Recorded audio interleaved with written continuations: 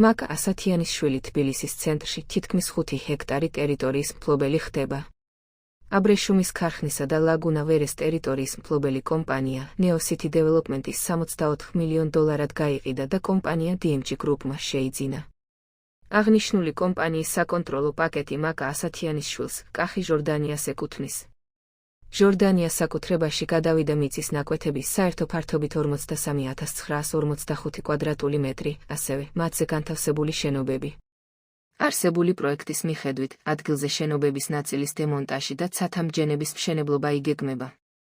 კომპანიის მფლობელების ცვლილების შესახებ განცხადება საჯარო რეესტრში 10 თებერვალს შევიდა, თუმცა ამ ეტაპზე სარეგისტრაციო წარმოება შეჩერებულია. რეესტრი დამატებით დოკუმენტაციას ითხოვს. DMG Group-ი ასევე ფლობს მომიჯნავე ტერიტორიას, სადაც მდებარეობს სოფლის მეურნეობის სამინისტროს ყოფილი შენობა. აღნიშნულ ტერიტორიაზე ძვირადღირებული აპარტამენტების მშენებლობა იგეგმება.